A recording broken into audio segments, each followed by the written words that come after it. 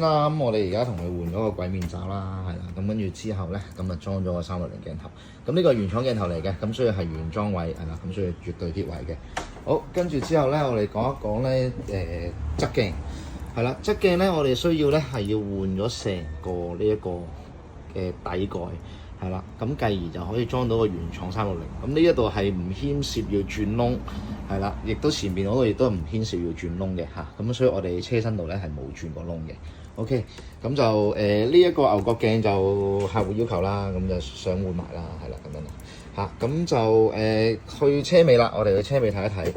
咁本身咧原廠嗰個倒車鏡咧，我哋需要換嘅，係啦。咁我哋換翻個360專用嘅鏡頭，係啦，原廠嘅，係啦。咁佢就一換一嘅啫，嚇，位置都係擺翻喺同一個地方，係啦。咁呢一個外面呢個抽係唔需要換嘅，淨係換入邊個餡就 OK 噶啦，嚇。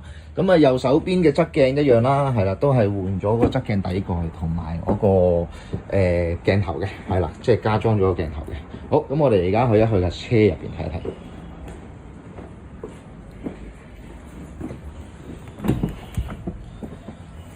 OK， 咁咧而家咧我哋就裝好咗個360噶啦。咁啊360嘅鏡頭而家就係咁樣啦。咁啊呢度可以睇到360嘅效果啦。係啦，咁呢個咧，因為我哋入咗下個後波嘅關係，咁所以佢就淨係睇後嘅。咁我哋而家試一試，如果我入翻 D 波嘅話咧，咁其實呢個畫面咧即刻就會去翻前邊噶啦。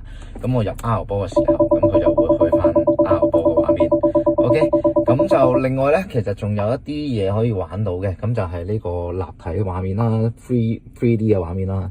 咁係咩嚟嘅咧？其實我哋係可以揀唔同嘅角度。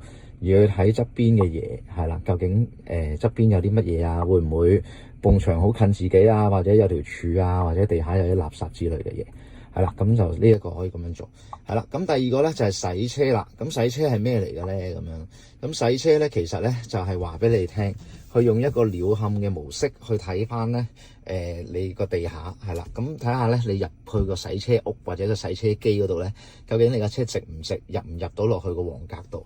即係譬如好似而家我哋工場入邊嘅，我哋有個黃格喺度，咁好明顯啦，而家見到咧係斜嘅。OK， 好啦，咁啊有人會問啦，點解呢度有4個呢啲咁樣嘅咧？可唔可以取消咗佢嘅咧？咁唔好意思啦，原廠佢係咁樣嘅，所以係冇得取消。係啦，佢呢個意義係乜嘢咧？就係話俾你聽，你開門嘅位置係啦，即係等於你開進道門嘅時候，會唔會掂到側邊埲牆或者一啲物件係啦？咁所以佢就會有翻呢個門嘅呢個影喺度啦，係啦，咁就確保你開門嘅時候唔會撞到嘢。不過喺香港應該都幾難㗎。係咁就基本上係咁啦。咁啊，如果我哋唔用360嘅，咁撳翻出翻嚟，咁其實就已經係一個原生嘅一個畫面嚟㗎啦嚇，咁就冇任何分別嘅。咁只需要我哋入 R 波或者入翻 D 波嘅時候咧，咁佢就會自己會 trigger 到出嚟㗎啦。OK， 好，咁就係咁多先，多謝晒大家。